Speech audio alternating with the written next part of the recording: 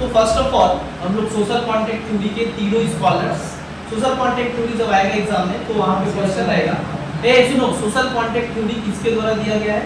तो social contract theory basically तीन philosopher के द्वारा दिया गया है। एक का नाम है जॉन लॉक, एक का नाम है थॉमस हॉब्स और एक का नाम है जे रूसो। Very good.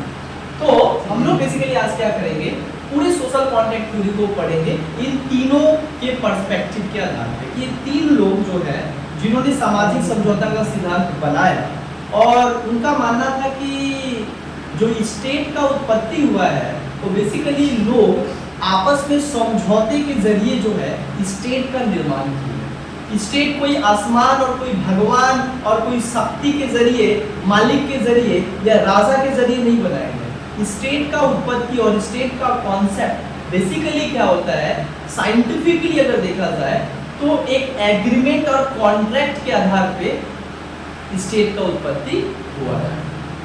तो सबसे पहले हम लोग बात करेंगे थॉमस हॉब्स।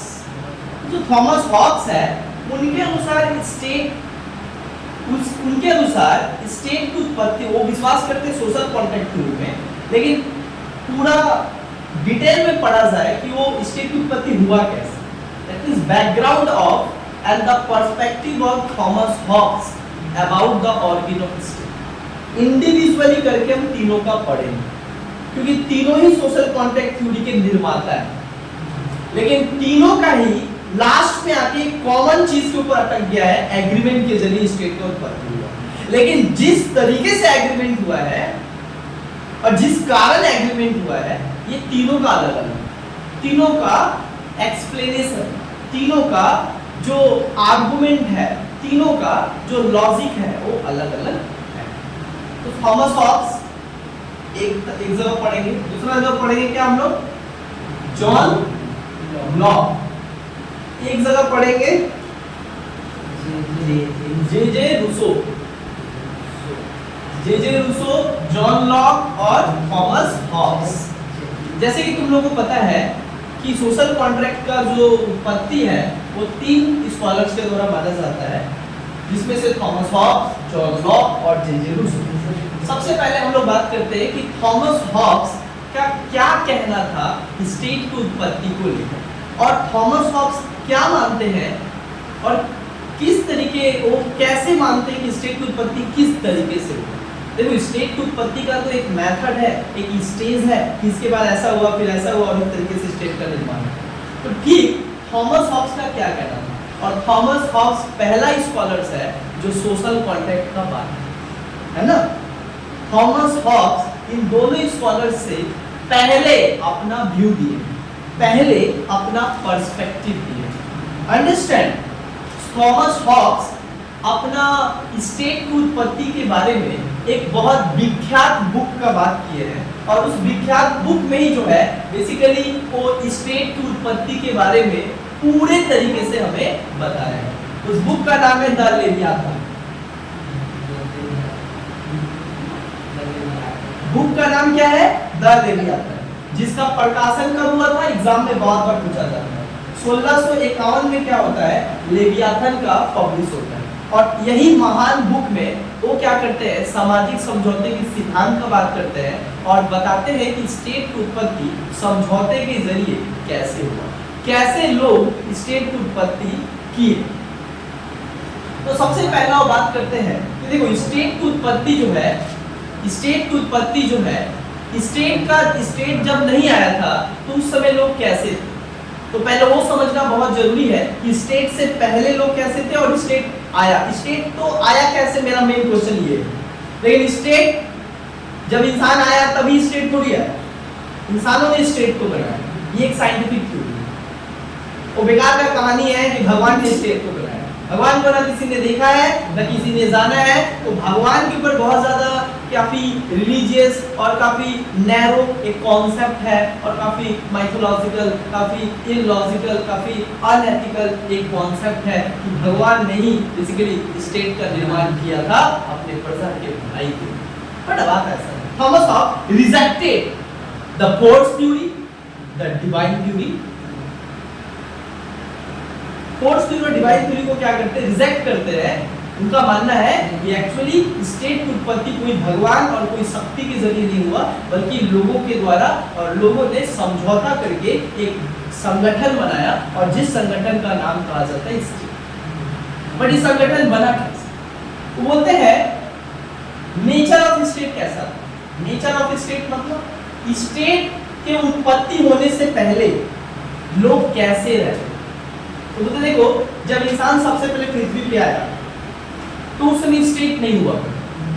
उस समय क्या था? इंसान घुमक्कर प्रजाति, जहां तहां, इतिहास पढ़े तुम लोग, जहां तहां क्या करते थे? भोजन के तलाश में और शिकार के लिए क्या करते थे? इधर से उधर घुमा करते थे। जहां उनको खाना मिल जाता था वहीं पे खा लेते थे, वहीं पे रह लेते थे। कोई निश्चित घर, कोई निश्चित संगठन, कोई निश्चित समाज भी नहीं। अच्छा, इनका क्या कहना था? थॉमस हॉब्स का कहना था कि स्टेट से पहले क्या था? स्टेट से पहले समाज में नहीं था। मतलब nature of state is pre social and pre political, दोनों ही था। मतलब ना ही कोई राजनीतिक संगठन था और ना ही कोई सामाजिक संगठन। अंडरस्टैंड? मतलब समाज बोल के कुछ नहीं है ना। आज हम लोग बोलते सोसाइटी, एक जगह हम लोग रहते हैं, उसी को कहते हैं समाज। लेकिन ये बोलते हैं कि जब स्टेट की उत्पत्ति नहीं हुआ था तो लोग एक जगह नहीं रहते, अलग अलग रहते। तो ये मानते हैं कि समाज क्या था? प्री सोशल और प्री पॉलिटिकल दोनों था। क्या था? Pre social and pre political. इसका मतलब होता है गैर सामाजिक और गैर राजनीतिक।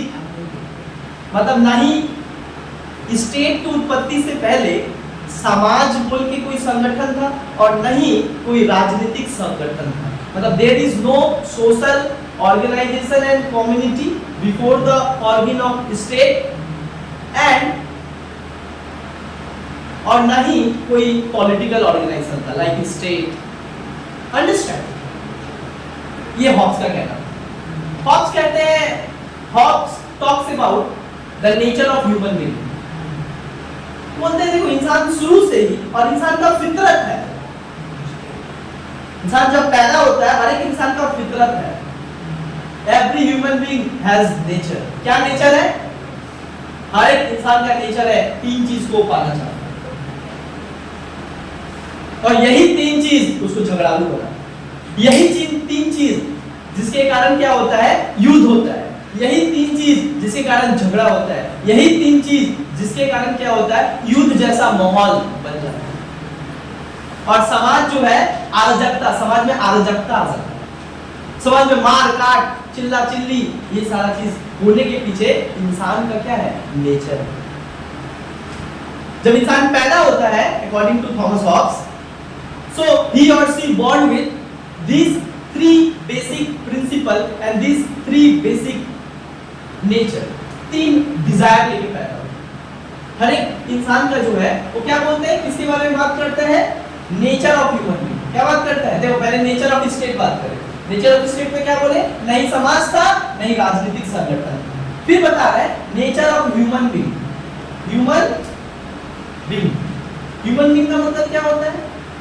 लोगों का, मानव का प्रकृति कैसा है? स्वभाव। प्रकृति मतलब, नेचर मतलब स्वभाव। इंसान का स्वभाव कैसा है? अकॉर्डिंग टू हिम बोलते हैं झगड़ालू एक नंबर।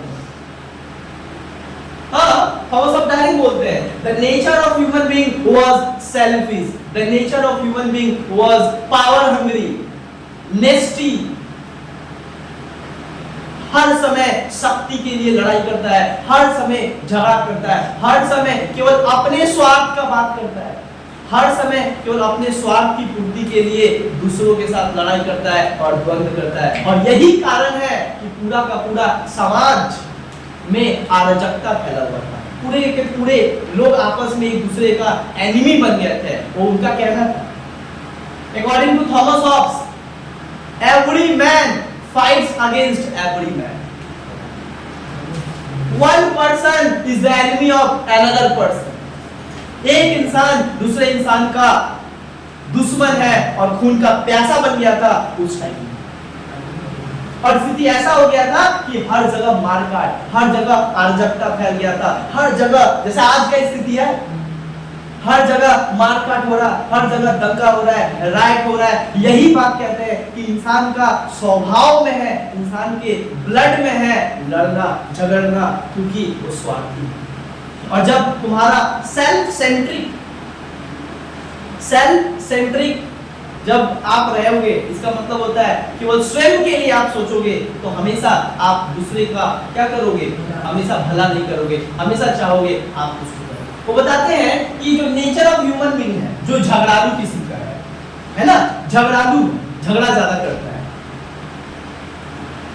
जो नेचर है इंसान का काफी ज्यादा क्या है, अराजकतावादी है। अराजकता मतलब एनार्किस्ट इन नेचर, काफी ज्यादा मार काट में विश्वास करता है, काफी ज्यादा भूखा है, थ्रस्ट फॉर पावर, सत्ता के लिए भूखा, शक्ति अर्जन करने के लिए भूखा। बोलते हैं ये नेचर ऑफ ह्यूमन बीइंग, जो मानव का स्वभाव है, ये ऐसा क्यों होता है? हम सब बोलते हैं क्योंकि ये 3 कारण है जो उसके स्वभाव को स्वार्थी, अराजकतावादी और दूसरे का खून का प्यासा बना दे। तो क्या है 3 चीज? तो 3 चीज बताते हैं। क्या बताते हैं 3 चीज? बोलते हैं पहला कंपटीशन। क्या पहला? कंपटीशन। दूसरा डेफिडियंस, दूसरा डेफिडियंस, और तीसरा कंपटीशन, डेफिडियंस और तीसरा ग्लोरी। अगर ये 3 चीज समझ जाओ तो थॉमस हॉब्स समझ जाओगे, और जो थॉमस हॉब्स को समझ लेगा वो पूरा पॉलिटिकल साइंस कंप्लीट हो जाएगा। ये 3 छाड़ा पॉलिटिकल साइंस है नहीं। पॉलिटिकल साइंस हम बार-बार अगला दिन भी बोले, political science is incomplete without the Thomas Hobbes, John Locke and J J. Rousseau study. अगर इनको अच्छे से नहीं पढ़ते हो, आगे जाके हायर एजुकेशन नहीं ले पाओगे। Political science could not be understand without the understanding and study of these 3 scholars, because these 3 scholars are the golden scholars. यहीं से स्टार्ट होता है मॉडर्न पॉलिटिकल साइंस, यहीं से स्टार्ट होता है scientific theory of state, and हर कुछ स्टार्ट, हर कुछ का और भी यही। पढ़ो अच्छे से। तो क्या बताते हैं इंसान क्यों झगड़ता है, क्यों इतना झगड़ालू स्वभाव का है? बोलते हैं 3 कारण। पहला है competition. What is the meaning of competition? बोलते हैं ये जो कंपटीशन, इंसान जो है ना, कंपटीशन हो गया है ना, क्योंकि उस समय कोई समाज नहीं था, कोई देख रेख करने वाला नहीं था। स्टेट के पहले का बात कर रहे हैं, देख रेख वाला नहीं था, कोई इंसान नहीं था, कोई संगठन नहीं था, तो इंसान को जो मन में आता था वो करता, जो मन में आता था वो करता। तो जो कंपटीशन है, कंपटीशन किस चीज का है? कंपटीशन है आगे जाने। कंपटीशन किस चीज का है? अत्यधिक चीज को अर्जित करना। इंसान कंपटीशन किस चीज का है? अपने आप को सुपीरियर दिखाना, हम सबसे सुपीरियर, हम सबसे शक्तिशाली है, हम सबसे तेज है, हम हर कुछ में सबसे आगे। ये जो चीज है, इंसान को देखोगे मैं बोल का बहुत चीज होता है, वो उसको लगता है हम ही सब कुछ है, मेरे अलावा कोई ज्ञानी इंसान इस धरती पे नहीं। ये जो चीज है, ये इंसान को क्या बनाता है, कैसा फितरत बना देता है उसका झगड़ा। और इस चीज को पाने के लिए वो क्या करता है? कंपटीशन में उतर जाता है। कंपटीशन में उतर जाता है तो हर लोग, अच्छा सबका वही इच्छा है, सब चाहता है पावर को पाना। कौन नहीं चाहता है कि 90% लाए? सब चाहता है। अब सब चाहता है युद्ध में भी, अब बात बता रहे, सब चाहता है। जिसको मिल गया वो सुकून है, जिसको नहीं मिला वो क्या कर रहा है? गाली गलम कर रहा है। वो क्या कर रहा है? दूसरे को बोला अरे गलती से इसको मार्क्स दे दिया, अरे मास्टर हमको ही नहीं, तुमसे दुश्मन था रखा। क्या बता रहे? कंपटीशन हमेशा एक बहुत बड़ा चैलेंज है, इंसान के स्वभाव को काफी झगड़ालू, स्वार्थी और पावर स्ट्रगल बना देता है, सत्ता के लिए काफी ही बना। दूसरा क्या है? कंपटीशन का सिंपल मतलब है to gain more, to gain more, ज्यादा से ज्यादा पाने का इच्छा, और यही इंसान को बना देता है झगड़ालू। जब तुमको ज्यादा से ज्यादा पाना है तो तुम क्या करोगे? तुम चाहोगे वो जो इंसान है ना वो कह लेगा हम लेंगे, अब उससे तुम लड़ोगे, इससे ही क्या हो रहा है? झगड़ा भी तुम। जिस दिन इंसान के अंदर पैशंस आ गया, उस दिन इंसान जो है झगड़ा करना छोड़ देगा। पैशंस, और दूसरा चीज क्या है? दूसरा चीज है इंसान का उतना ही सामान लो और उतना ही इच्छा रखो जितना कि तुम्हारा जिंदगी चल जाए। डिफिडेंस का सिंपल मतलब क्या है? डिफिडेंस का सिंपल मतलब होता है क्या? What is the meaning of diffidence? Diffidence का मतलब होता है हर एक इंसान चाहता है सेफ महसूस करे। हर एक इंसान, डिफिडेंस का मतलब होता है क्या होता है? फियरनेस, बहुत डर में जी रहा है। क्यों जी रहा है डर में? फियरनेस क्यों है? क्योंकि हर जगह देख रहा है कंपटीशन है, हर जगह लोग मार रहे हैं, कट रहे हैं, ये पाने के लिए, वो पाने के लिए, और वो हर क्षण उनको लगता है या तो हम इसको मार देंगे नहीं तो ये हमको मार देंगे। ऐसा सिचुएशन है। हम बोले ना, one person is the enemy of the another person. अगर तुम उसको नहीं मारोगे वो तुमको मार देगा। ये काफी ज्यादा प्रभावित थे, ये बात कह रहे हैं। मतलब क्या है?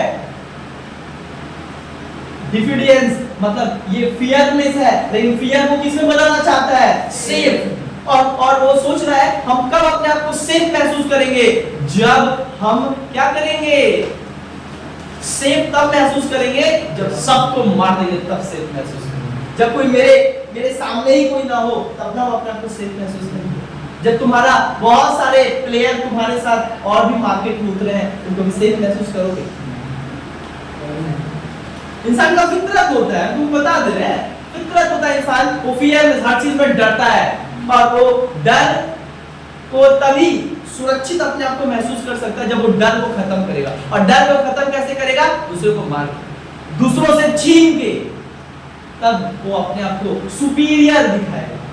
और तीसरा क्या है जो उसको लड़ाई, झगड़ालू और स्वार्थी बनाता है? ग्लोरी मतलब सिंपल भाषा में रेपुटेशन।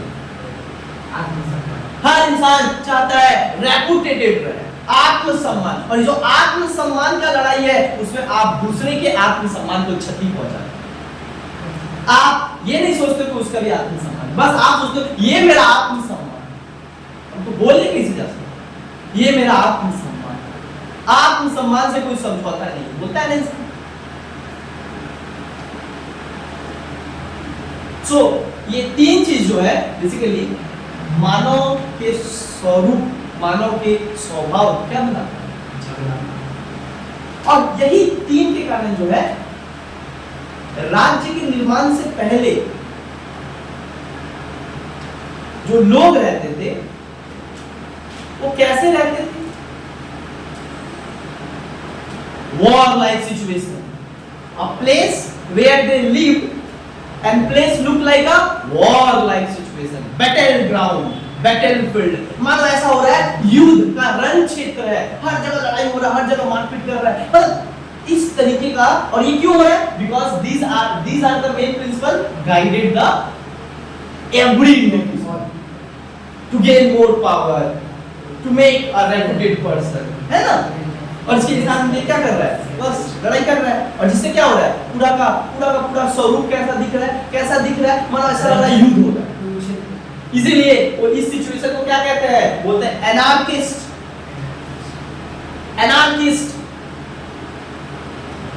सिचुएशन था स्टेट की उत्पत्ति होने से पहले। और क्या बोलते हैं? बोलते हैं वॉर लाइक सिचुएशन। क्या बोलते हैं? War like situation. बोलते लोग कैसे जीवन व्यतीत करते थे? वो जीवन व्यतीत करते थे डर के जीवन व्यतीत करते थे। कैसा जीवन जीते थे उस समय? उनको पता था हम कोई भी कहीं से भी हमला हो सकता है, क्योंकि हर एक दूसरे की खून का प्यासा है। तो वो क्या कहते थे? उसका मानना था वो जीवन कैसे जीते थे? शॉर्ट मतलब कम दिन का जीवन होता था। उनको पता ही नहीं होता था कि अब और कितना साल जी पाएंगे, क्योंकि उनको पता था कि अब हमको कोई मार देगा, किसी को पता नहीं। क्यों? शॉर्ट पता। और कैसा जीवन था उनका? सेल्फिश पे तो भरा हुआ स्वार्थ, एक नंबर का स्वार्थ। हाँ प्रियंका तुम भी स्वार्थी हो ऐसे करने। अच्छा शॉर्ट के बाद क्या है? सेल्फिश। एक तो छोटा जीवन जीते थे क्योंकि कम दिनों का होता था, बिकॉज ऑफ फियरनेस, बिकॉज ऑफ अच्छा क्या बोलते हैं? Continuous war was going on, मतलब निरंतर युद्ध चल रहा है। और सेल्फिश के साथ साथ क्या बोल रहे हैं, हंगरनेस, हंगरनेस का शिकार है। हंगरनेस मतलब भूखमरी का शिकार है, खाने के लिए खाना नहीं है, ये सिचुएशन आ गया। दूसरा कैसा जीवन व्यतीत कर रहे हैं, नेस्टी, एकदम गंदा, एकदम दरिद्र, मतलब दरिद्र होता है ना, दरिद्र वाला जीवन, उस तरीके का जो है बेसिकली क्या करते हैं, जीवन को जीते हैं।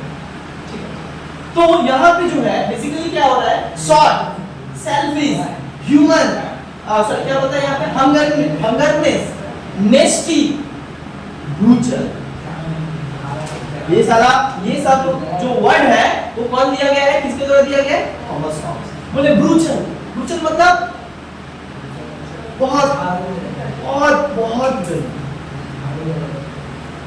तो ये जो चीज है इस तरीके से इंसान क्या करता था, जिंदगी जी रहा था। अब देखिए ये क्या बात बताते हैं, कुछ दिनों के बाद क्या होता है, देखते थे कि जब तभी इनका हत्या हो जाता था, मार दिया जाता था, काट दिया जाता था, और क्या था ये, पावर हंगर, पावर हंगर मतलब पावर हंग्री, मतलब पावर हंगरनेस मतलब होता है सत्ता के भूखे थे, स्ट्राइव फॉर पावर, सत्ता के लिए मर रहे थे, सत्ता मतलब शक्ति, इसके लिए मर रहे, समझ आ रहा है। और ये सब चीज जो है जो हो रहा था, इससे पूरा का पूरा जो लोग थे ना, डर, फियरनेस, एनार्की सिचुएशन में जी, शांति बोल के कोई चीज नहीं, कितना दिन तक जियोगे ये भी पता नहीं होता था लोगों को। और जब ऐसा सिचुएशन था तब लोगों ने फील किया, सारे लोगों ने, इसका अगर इसी तरीके से हम लोग लड़ते रहे तो पूरा का पूरा मानव समाज खत्म हो जाएगा, पूरा का पूरा इंसान, मानवता खत्म हो जाएगा, पूरा का पूरा इंसान खत्म हो जाएगा। जब इस बात को रियलाइज होता है, भाई हम तुमको मार रहे हैं, तुम उसको मार दो, इस तरीके से पूरा दुनिया ही अंधा हो जाएगा। गांधी का कहना था, तुम किसी आंख को फोड़ दिए और वो किसी दूसरे आंख को फोड़ दिया, वो किसी ऐसे, ये तो चलता ही रहेगा और इसे पूरा का दुनिया अंधा बन जाएगा। क्या है, इसलिए गांधी बोलते थे प्रेम से गिरना, क्या बोलते थे, पाप से गिरना करो, पापी से।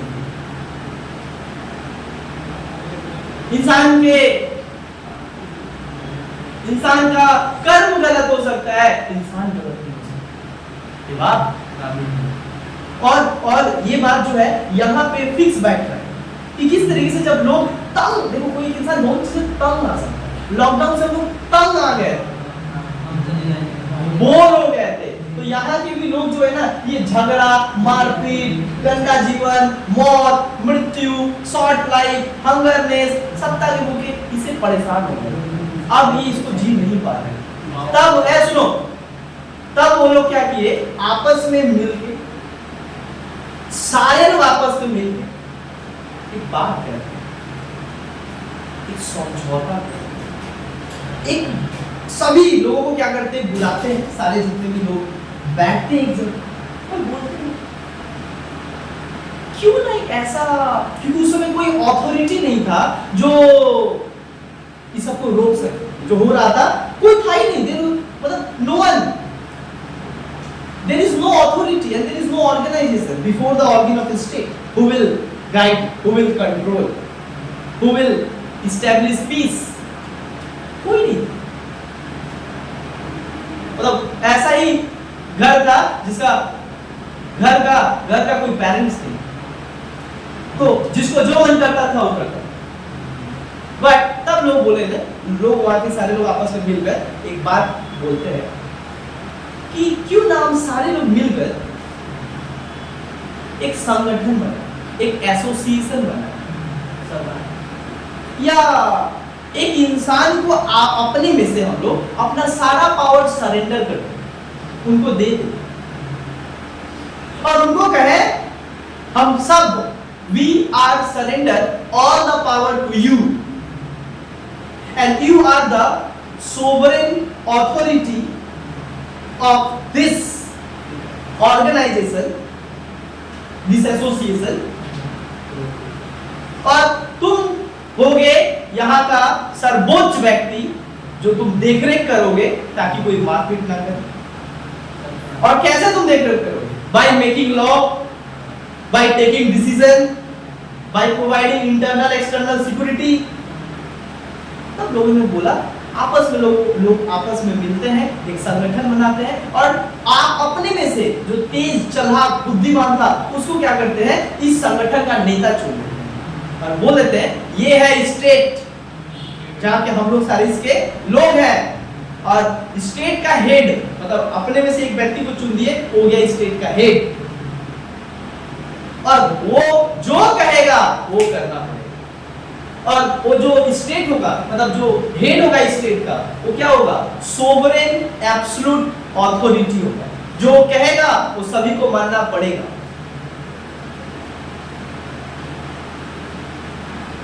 वो मानना पड़ेगा सभी को और कोई भी उसको क्या नहीं कह सकता, अवहेलना नहीं कर सकता। No one can disobey the order of sovereign authority of the state, and in this way state was created। और इस तरीके से सारे लोग आपस में मिलके बैठ के बातचीत करके कि क्यों नहीं एक ऐसा संगठन बनाया जाए जो हमारे लोगों का देखरेख करेगा, मारपीट से बचाएगा, झगड़ा से बचाएगा, क्योंकि हम लोग अब और झगड़ा नहीं करना चाहते, हम लोग शांति से जीना चाहते हैं, लॉन्ग लाइफ जीना चाहते हैं। और जब ये डिजायर है इनके अंदर, तो उन लोगों ने आपस में संगठन से, आपस में सारे लोगों से बात किया और तब एक संगठन बनाया। एक संगठन का हेड को अपना सारा पावर सरेंडर किया और वो बन गया सबसे संप्रभु राज्य का व्यक्ति, और वही है जो कहेगा उसको सबको क्या करना पड़ेगा, फॉलो करना पड़ेगा। समझ में आ रहा है? इस तरीके से स्टेट का निर्माण है, समझ में आया? तो स्टेट का कैसे निर्माण हुआ समझ में है? अकॉर्डिंग टू थॉमस हॉब्स का बात समझ में है? थॉमस हॉब्स क्या कहते हैं कि स्टेट का उत्पत्ति किस तरीके से हुआ, ये है थॉमस हॉब्स का कंसेप्ट। अब बात करते हैं हम लोग जॉन लॉक, ठीक है? अब जॉन लॉक, थॉमस हॉब्स का बात तो तुम लोग समझ गई। अच्छा, वो एब्सोल्यूट स्टेट का बात करते हैं। किस बात, कौन सा स्टेट का? Absolute state. एब्सोल्यूट स्टेट का मतलब क्या होता है, जहां पे स्टेट का हेड जो कहे वही मानना पड़ेगा प्रजा को। प्रजा स्टेट के आदेश का अवहेलना नहीं कर सकती। प्रजा, that means people have no right to disobey the decision of the state and decision of the sovereign authority of the state। इसी को कहा जाता है एब्सोल्यूट स्टेट का कॉन्सेप्ट है। कौन? हॉब्स। अब आ रहा है John Locke. John Locke was the another famous political scientist of England। England का एक मशहूर राजनीतिक दार्शनिक जिसको कहा जाता है राजनीतिक दार्शनिक, जिनका नाम था जॉन लॉक। ये एक बुक लिखे, इस बुक का नाम है two treatise on civil government. Two treatise on civil government जो पब्लिश हुआ 1690 में। जॉन लॉक एक बुक लिखे जिस बुक का नाम क्या था, two treatise on civil government, which is published in 1690। और इस बुक में वो बताए कि स्टेट की उत्पत्ति वास्तव में कैसे हुई। So in this book he tried to express their perspective about the organ of state. और इस बुक में वो क्या बताते हैं, इस बुक में सुनो है स्टेट की उत्पत्ति कैसे हुई। सुनो, ये क्या बोलते हैं जॉन लॉक। जॉन लॉक 1690 में ये बुक लिखे ना, और इनके ही देश में एक बहुत खतरनाक घटना हुआ था 1688 में। क्या हुआ था? Glorious revolution. क्या होता है? ग्लोरियस रेवोल्यूशन, जहां पे मोनार्की सिस्टम को उखाड़ के फेंक दिया गया था और पार्लियामेंट्री सिस्टम को इस्टेब्लिश किया। First time the people of England they are move towards the parliamentary system from monarchy system. मतलब राजतंत्र जो था, राजा शासन चलाएगा, वहां के लोग जो है इसके खिलाफ आंदोलन किए, जिस आंदोलन को एक ग्लोरियस रेवोल्यूशन कहा जाता है, हिंदी में श्वेत क्रांति कहा जाता है। और इसको खत्म करके वहां पे प्रजातांत्रिक संसदीय प्रणाली का सरकार आया। अच्छा, इसी टाइम पे अभी क्या बताते हैं कि स्टेट का उत्पत्ति कैसे हुआ? अकॉर्डिंग टू जॉन लॉक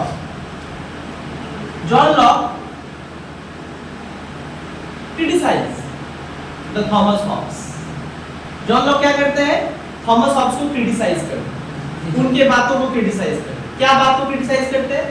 बोलते कौन बोलता है कि स्टेट की उत्पत्ति से पहले कोई संगठन नहीं था?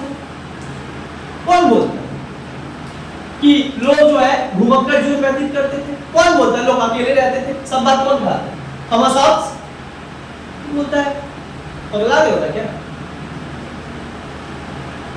John Locke directly criticized the perspective of Thomas Hobbes on the subject of that before the creation of state, people were living separately, isolated way, घुमक्कड़ जीवन व्यतीत करते थे, अकेले रहते थे। ये बोलता है, कौन बोलता है? उस समय प्री सोशल था, pre society, pre social but not pre political, बोलते कौन बोलता है? उस समय समाज तो था, लोग समाज में रहते थे, इसलिए लोग क्या बोला कि nature of state is pre social but not pre political. ये बोलता है नहीं समाज था और नहीं कोई राजनीतिक संगठन था। ये बोलते समाज था, राजनीतिक संगठन नहीं।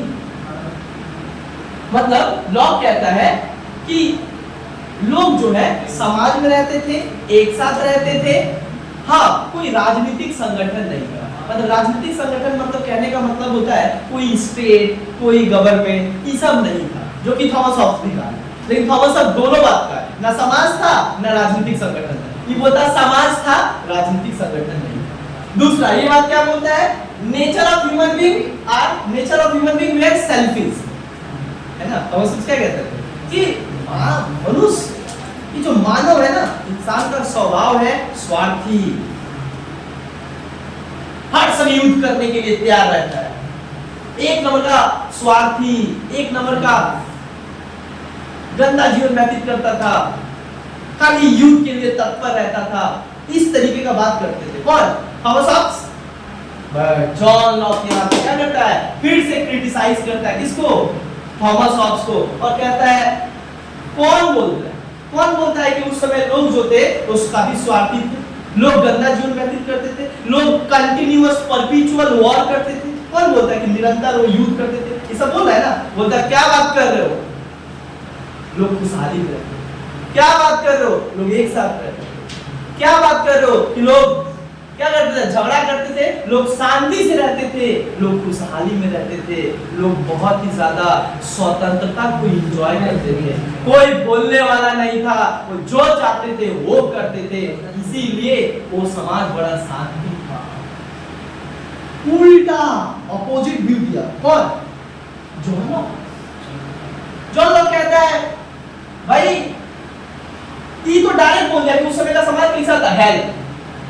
हेल से भी बदतर, हेल मतलब नर्क से भी बदतर था। ये बोलता है, इतना भी नहीं बोलना चाहिए, ये बोलता है not like heaven but it is something between hell and heaven। But तुम जो कह रहे हो पूरे पूरे नर्क था, इस बात को कौन रिजेक्ट कर दिया? जॉन लॉक का बड़ा प्लीजेंट लाइफ था। कैसा लाइफ था? प्लीजेंट, काफी ज्यादा हैप्पीएस्ट, काफी ज्यादा हैप्पी लाइफ था, खुशमय, मतलब काफी खुशहाल, काफी शांति से भरा हुआ जीवन था। लोग ये क्या बोलता है? उस समय लोगों के पास कोई अधिकार बधिकार नहीं था, कोई अधिकार नहीं था, इसलिए तो लड़ाई करते थे अधिकार को पाने के लिए। ये बोलता है पगला ना गया होगा क्या? कौन बोला अधिकार नहीं था उस समय तो लोगों के पास? Every human being born with some natural rights. First time the idea of natural rights was given by John Locke. तुम पढ़ रहे हो ना, ग्रेजुएशन के स्टूडेंट को भी नहीं पता होगा, इतना खतरनाक चीज पढ़ा रहे हैं। ग्रेजुएशन के स्टूडेंट को ये पढ़ा रहे हैं। नेचुरल राइट्स का बात किया कौन बात किया? Natural rights. नेचुरल राइट्स का मतलब प्राकृतिक अधिकार। नेचुरल राइट्स प्राकृतिक अधिकार का बात किया, क्या बोला? Every human being born with some natural rights. कौन कहता है कि इंसान के पास कोई अधिकार नहीं था? स्टेट की उत्पत्ति से पहले हर एक इंसान पैदा होता है 3 तरीके का अधिकार लेकर, और 3 तरीके के अधिकार को क्या कहते थे? Natural right. तो कौन-कौन सा 3 तरीके का नेचुरल राइट्स था? नहीं पता। तो कौन-कौन सा 3 तरीके का नेचुरल राइट्स था? वो बोलते देखो भैया 3 तरीके का नेचुरल राइट्स था। हर एक इंसान right to life, right to life, right to liberty and right to property. कौन बोलता है? भगवान सभी को बनाया है 3 अधिकार देकर। क्या अधिकार देकर? राइट टू लाइफ, जीवन जीने का अधिकार।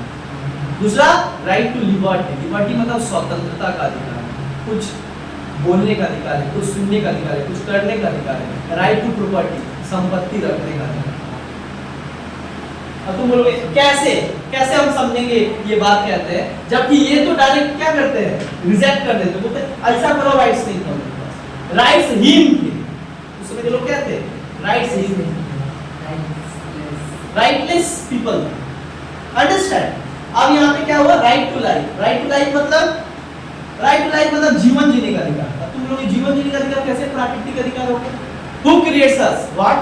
मानते हैं ना भगवान ने हम लोग को बनाया है, तो भगवान ने बनाया है, भगवान ने हम सभी को बनाया है, तो हर एक इंसान को जीने का अधिकार है। और जब भगवान ने बनाया है तो भगवान ही हमको उठा सकते हैं, दूसरा इस धरती पे कोई पैदा नहीं हुआ जो हमको। तो कितना बड़ा कॉन्सेप्ट है। बोला if God creates us then he is only right to destroy our life. Point to God. आज जितने भी जज बड़े बड़े स्कॉलर्स हैं वो लॉ को भगवान मानते हैं और उसको पढ़ते हैं। बोले ना ये छाड़ा ना पॉलिटिकल साइंस होता है, ना हिस्ट्री होता है, ना फिलॉसफी होता है, कुछ नहीं। देखो जॉन लॉक गजब एक अलग लेवल का इंसान। और स्कूल का टीचर, तुम्हारा टीचर पढ़ाएगा ही, पढ़ाई नहीं तो पढ़ाएगा खाली नोट्स बांटेगा सेशन से, अब पढ़ लो। ये बताइए ना बोला नेचर राइट, नेचुरल राइट्स। सबसे पहले बात किया प्लीजेंट लाइफ, यहाँ पे क्या बात की है? Right to life, liberty and property.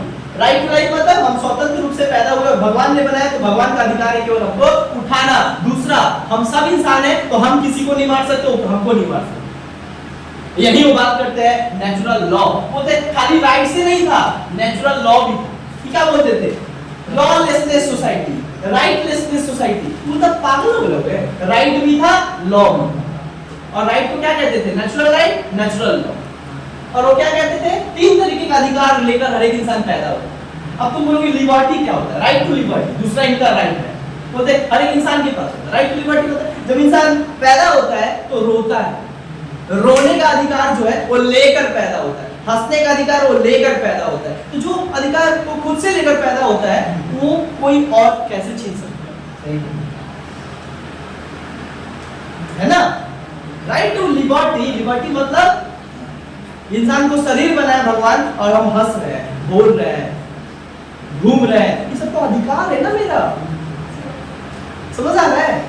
इसको कहते हैं लिबर्टी। लिबर्टी मतलब स्वतंत्रता, बोलने का अधिकार है, जताने का अधिकार है, ये सब है। आगे क्या है? प्रॉपर्टी, राइट टू प्रॉपर्टी, संपत्ति रखने का अधिकार है। क्यों कहा जाता है? बोलता है ये धरती अगर हमारी माँ है तो जब अगर धरती माँ है तो इस धरती पे रहने वाले लोग उसके बेटा हुए, तो जब बेटा हुए तो इस धरती के माँ के संपत्ति में सबका अधिकार हुआ बेटा का, तो सबके पास संपत्ति होना चाहिए, किसी एक के पास क्यों? समझ आया? बात समझे? जॉन लॉक का बात समझे? 3 तरीके का राइट्स का बात करते हैं। फर्स्ट टाइम पूरे हिस्ट्री में 3 तरीके का राइट्स का बात किया, और हर एक इंसान के पास 3 नेचुरल राइट्स होते हैं। और नेचुरल राइट्स वो राइट्स होता है which is given by nature or God, which is not abstracted by any person in society and any authority, even state. हमारा गवर्नमेंट भी तुमसे ये अधिकार नहीं छीन सकता। हमारे देश में राष्ट्रपति शासन लग जाने के बाद भी हमारा ये अधिकार नहीं छीना जाता है। पॉइंट भी नोटेड, वहीं से आया। समझ आ रहा है? आगे नेचुरल राइट्स, नेचुरल लॉ। अच्छा, नेचुरल लॉ का बात बोलते हैं ये this three natural law guides the social life of human being. मानव समाज के जीवन को ये नेचुरल लॉ से होता था, क्योंकि सब कुछ पता था। और एक और बात कहते थे, बोलते ना बड़ा मतलब क्या बोलेंगे, इंसान जो है ना स्वार्थी था, एक नंबर अपने स्वार्थ का कुछ नहीं देखता, बर्बर जाति का था। ये बोलते हैं रेशनल इंसान, रेशनल पीपल। ह्यूमन बीइंग कैसे थे? रेशनल। रेशनल मतलब तर्कवादी, लॉजिकल पर्सन। वो काम नहीं करते थे जिससे मानव समाज का नुकसान। ये क्या बोलते हैं? हम इसे लड़ाई करते हैं। ये क्या बोलते हैं? रेशनल। इंसान कैसा होता है? तर्कवादी व्यक्ति। वो सोच सकता है क्या गलत है क्या सही है, जो सही लगता है वही गलत है। समझ आया? ये रेशनल पीपल का बात कौन करते हैं? अब ये देखो कहानी बताते कि हुआ कैसे। देखो वो तब हम एक बात बता रहे, जब अच्छा से जी रहे थे, अच्छा से रह रहे थे, मिलजुल के रह रहे थे, अधिकार भी था उनके पास, तो स्टेट का जरूरत क्यों पड़ा? है ना? यहाँ तो समझ में आया कि स्टेट का जरूरत इसलिए पड़ा कि भी कोई था नहीं इस सबको देख रेख करने के लिए, मारपीट से बचाने के लिए, लोगों को एक अच्छा जीवन देने के लिए, तब स्टेट का निर्माण हुआ। ये समझ में आता है। लॉ कहते हैं कि देखो हुआ एक्चुअल पता है क्या, कि कुछ समय के बाद क्या होता है कि पॉपुलेशन बढ़ जाता है, और rising of population and growth of private property leads the quarrel, leads the war with in the human being. मतलब जब जनसंख्या बढ़ता गया और प्राइवेट प्रॉपर्टी का कॉन्सेप्ट बढ़ता गया। प्राइवेट प्रॉपर्टी मतलब एक इंसान जो शक्तिशाली है बल पे, वो क्या कर रहा है, दूसरे इंसान का सम टाइम क्या कर रहा है, उनकी संपत्ति को हथिया ले रहा है, उनके अधिकार को क्या कर रहा है, उनसे छीन ले रहा है। दूसरा क्या है, कभी कभी तो उसको मार भी दे रहा है। ऐसा ना हो, क्योंकि उसमें नेचुरल लॉ तो था, society was guided by natural law, but natural law को देखरेख करने वाला, जस्टिफिकेशन करने वाला, जज करने वाला कोई व्यक्ति नहीं कि कौन गलत है कौन सही है, क्योंकि natural law are not written, natural law are unwritten, है ना? And no one authority who will maintain the rights to life, liberty and property of every human being in a society. Due to the development and growth of population and private property, some people they exploited, they lost their rights by some physical strong person by forceful। मतलब कुछ शक्तिशाली इंसान जो थे वे शक्ति का उपयोग करके कुछ गरीब, कुछ निम्न वर्ग, वीकर सेक्शन के लोगों को क्या करते थे, उनके अधिकार से वंचित कर देते। बट उनके साथ तो अन्याय हुआ, पर इस अन्याय का समाधान करने के लिए कोई व्यक्ति नहीं था उस समय। मतलब there is no political authority who will decide and who will guide the society। इसीलिए लोगों ने सोचा कि हमारा नेचुरल राइट का नुकसान ना हो, इसीलिए हम आपस में मिलकर एक एग्रीमेंट किया। अच्छा, यहाँ पे दो कॉन्ट्रैक्ट का बात करते हैं। कितना कॉन्ट्रैक्ट का बात करते हैं? ये एक कॉन्ट्रैक्ट का बात करते हैं। लोगों ने आपस में समझौता किया और सरकार को बनाया, मतलब स्टेट बनाया। बट ये बोलते हैं लोगों ने दो कॉन्ट्रैक्ट किए, इसी को कहा जाता है टेसिएट कॉन्सेप्ट। क्या कहा जाता है? टेसिएट। टेसिएट कॉन्सेप्ट या ट्रेसिएट ट्रीटी। ट्रेसिएट कॉन्ट्रैक्ट मतलब क्या होता है? जहां पे दो कॉन्ट्रैक्ट हुआ। कैसे हुआ?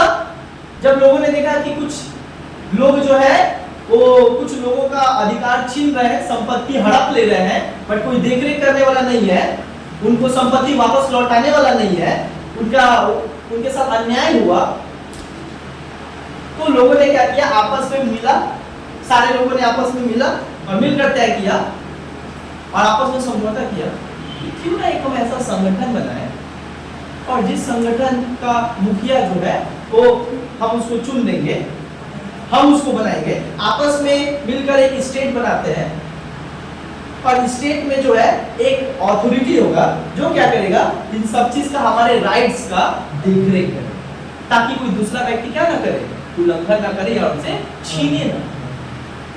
इसीलिए पहला जो आपस में मिलकर एक समझौता किया कि हमें स्टेट बनाना है, स्टेट बनाना, ये क्या है, अनरिटन कॉन्ट्रैक्ट। अनरिटन मतलब मोरल कॉन्ट्रैक्ट, जिसको लोग बोलते हैं ओरल कॉन्ट्रैक्ट, मतलब मुंह से बोलकर हम लोग क्या किए, बोले कि हम लोग समझौता करते हैं, एक संगठन बनाते हैं, जो संगठन हमारा क्या करेगा, नेचुरल राइट्स का देखरेख करेगा। अच्छा सुनो, और दूसरा ये एग्रीमेंट क्या करते हैं, रिटेन, किसके साथ करते हैं, जब स्टेट बना लेते हैं, all the people they were together and they form a state and surrender their natural rights, surrender their all rights to the authority of state, authority of state। सारा इंसान आया और स्टेट का जो हेड था उसको अपना सारा अधिकार दे दिया और बोला तुम ही अब इसके रक्षक। और जो यहाँ पे बना, बट यहाँ फिर एक एग्रीमेंट क्या किया गया कि जो हेड का स्टेट होगा, मतलब स्टेट का जो हेड होगा वो अपने मन से शासन नहीं करेगा। अभी नहीं कि तुमको हम बना दिए, देखो आपस में मिलके एक समझौता किए और आपस में मिलके एक व्यक्ति को बना दिए स्टेट का हेड, बट ऐसा नहीं है कि तुम अपने मन से क्या करोगे, स्टेट को चलाओगे, नहीं, you are guided by the general will, concept of general will. ये कौन बात कहा, सॉरी, यहाँ पे जनरल विल का बात जो है वो रूसो का है। ये बात कौन कहते हैं, पॉपुलर सोवर्निटी का बात कौन कहता है, पॉपुलर सोवर्निटी का बात करते हैं यहाँ पे जॉन लॉक।